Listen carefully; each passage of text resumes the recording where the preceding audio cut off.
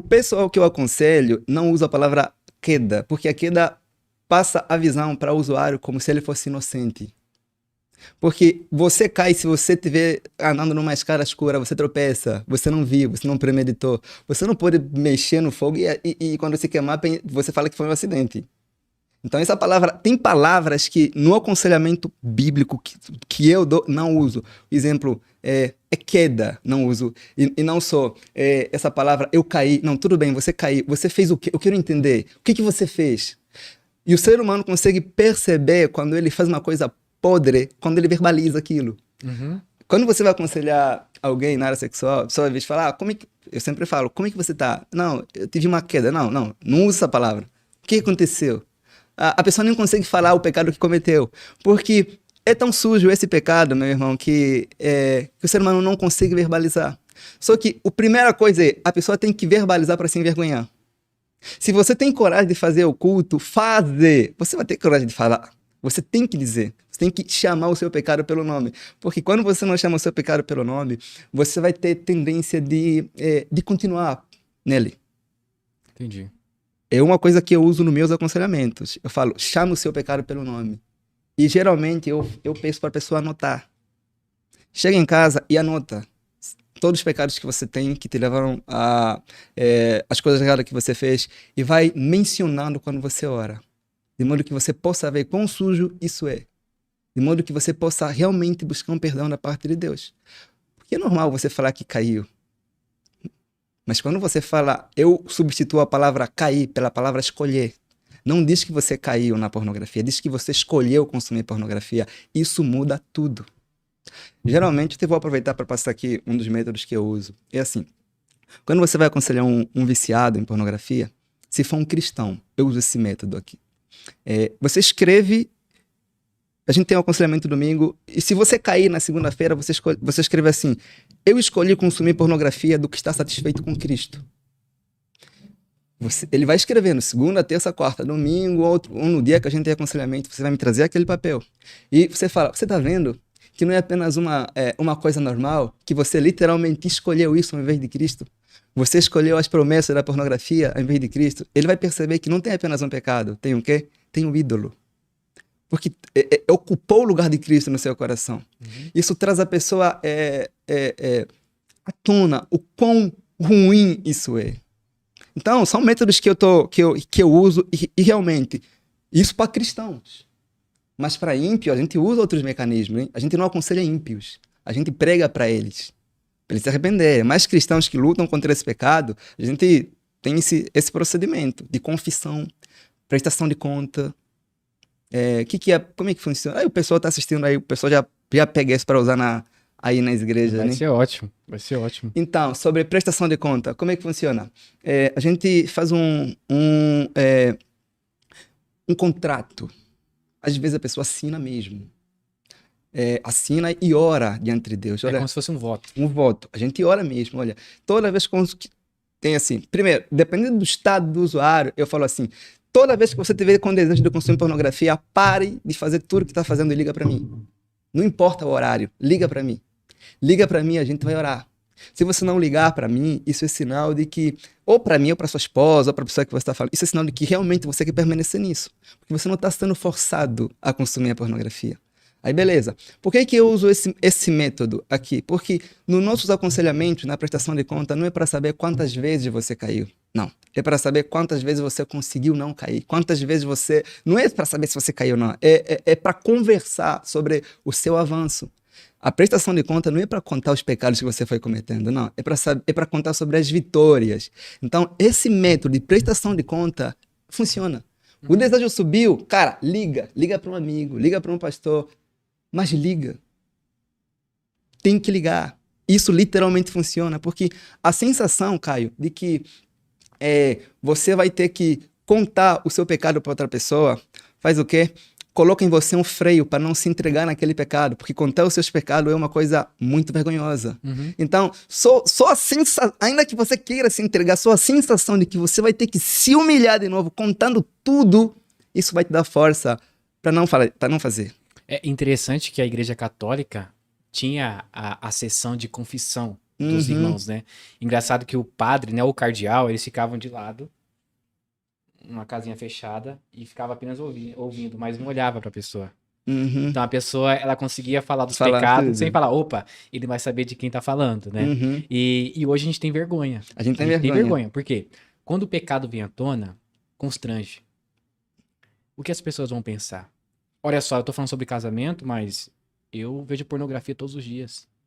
Se eu cometi adultério, como que eu vou em um congresso, por exemplo, de casais? E eu não tenho um Uhum. crédito, eu não tenho nada a oferecer, porque o meu pecado me condena. Você tá vendo que você tocou um ponto importante? Que, olha, a pessoa que consome pornografia não vai querer estar no encontro de casais, propriamente, né? Cara, Uhum.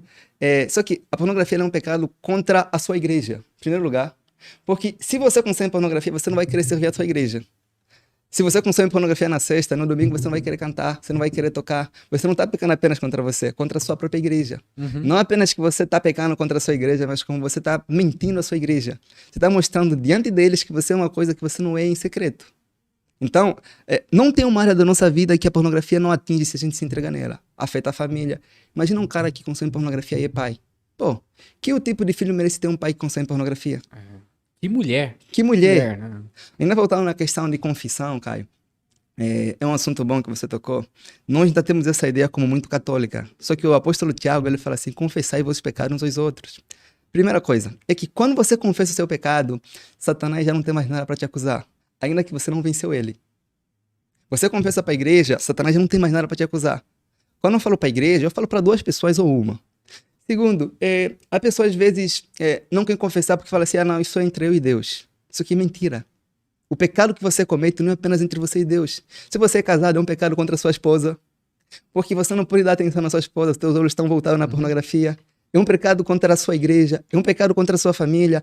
Você acaba pecando contra uma série de pessoas. Então, há necessidade sim de haver essa confissão. Ah, mas isso é uma coisa mínima, eu vou conseguir abandonar. A pergunta é, se é uma coisa tão simples que você vai conseguir abandonar, por que você não abandonou ainda? Essa palavra simples é que as pessoas usam para dizer que não são viciadas em pornografia. Tem uma regra, é assim, se a pessoa não venceu ainda, é viciado. Porque se não fosse viciado, já teria abandonado faz tempo. Então, toda pessoa que consome pornografia não se entende como um viciado. Fala, não, eu vejo uma vez a outra. Não, tudo bem. Se você não é, por que você não abandonou? É como se fosse, eles tratam como se fosse um entretenimento, né? Tipo, faz parte de um hobby meu. É como se fosse um hobby. Ó, eu pratico 2 vezes por semana, mas eu não sou viciado. Uhum. Mas tem que ver o que é ser um viciado. Uhum. É utilizar a pornografia toda semana ou 1, 2 vezes já é um tipo de vício. Só que no cristianismo, pra quem é cristão, não existe isso de consumir 1 ou 2 vezes. Uhum. Consumir a primeira vez, 1 vez por semana, já é um viciado. Eu gosto de uma frase de Thomas Adams, que ele fala o seguinte, o diabo, ele coloca a isca no anzol de acordo do apetite da pessoa. Esse é um ponto bom que você tocou. Imagina, a pessoa tem esse apetite. Satanás colocou um anzol. Uhum. A própria pornografia... Vamos voltar na palavra queda. Eu caí. Só que antes de os seus olhos caírem aí naquele site, o seu coração já caiu faz tempo. Então, se você chegar num cara e falar assim, é tipo você chegar num cara e falar assim, olha, você é um corrupto. Ele vai se sentir completamente ofendido. Como assim eu sou um corrupto? Eu sou um orgulhoso. Mas se você chegar e falar assim, olha, você é um pecador, ele vai ver como uma coisa normal. Mas se você chama o pecado dele pelo nome, ele faz o quê? Ele se sente ofendido, atacado. Então, a própria pornografia, ela nos permite ver o quê? O estado do nosso coração. Os nossos olhos só suportam ver aquilo que o nosso coração já sente. Uhum. Então, não é tipo... a pornografia não é como um pecado, assim, como outros pecados. Porque você vai ter que cometer uma série de pecados para conseguir. Eu falo que, se você vê um cara que comete pornografia, nunca pensa que ele vai lutar apenas contra a pornografia. Ele tem vários pecados, só que não percebe. Porque primeiro o cara vai ter que mentir. E mentira não é só aquilo que você fala. Eu também o que você faz. E também as coisas que você omite. Uhum. Porque toda vez que o cara consome pornografia, o que ele faz? Ele apaga o histórico do celular. É mentira. Ele não falou, mas agiu como mentiroso. Então ele vai criando o pecado do orgulho. Aquele pecado que nos impede de pedir ajuda ao próximo. Ele vai cair no pecado do egoísmo. Porque o cara que consome pornografia se torna um cara muito egoísta. Porque olha como é que coisa louca é essa, irmão. Que você está num site consumindo pornografia, Você não se importa com a história daquela pessoa que está aí. Você não quer saber do nome daquela pessoa. Você não quer saber se essa pessoa foi forçada ou não. A única coisa que importa é o seu prazer. Uhum. Você nunca olha para aquela pessoa, para aquela moça, para aquele homem, como se fosse uma pessoa que carece da graça de Deus. E o pior de tudo, lembra que eu falei sobre a imagem de Deus? A gente não olha para aquela pessoa como alguém que foi criado à imagem de Deus. A gente olha para aquela pessoa como a imagem que foi criada para satisfazer o nosso desejo sexual. A gente acaba desumanizando a imagem de Deus e tudo se volta para o nosso prazer sexual. Aí, a própria pornografia faz isso. Ela pega o ser humano e desumaniza o ser humano, divide os seres humanos em partes. Num site pornográfico, em um vídeo pornográfico, você vai perceber, eles focam o quê? Na bunda da mulher, no peito da mulher, naquelas partes que chamam mais a atenção sexual feminina ou masculina. E quando o cara se entrega nesse vício, quando ele olha uma mulher na rua, ele não consegue pensar, por exemplo, nas costas da mulher. Ele vai pensar na bunda, ele vai pensar no peito. Ele acaba por se tornar um zumbi. Ele nunca olha aquela mulher ou aquele homem como uma pessoa completa. Com virtudes. Com virtudes. É isso aí. Uma pessoa que você possa conversar, tomar um café, conquistar, sabe? A pornografia torna o ser humano um zumbi. Porque ela transmite a sensação de que a outra pessoa está aí com prazer de ter relações conosco sempre.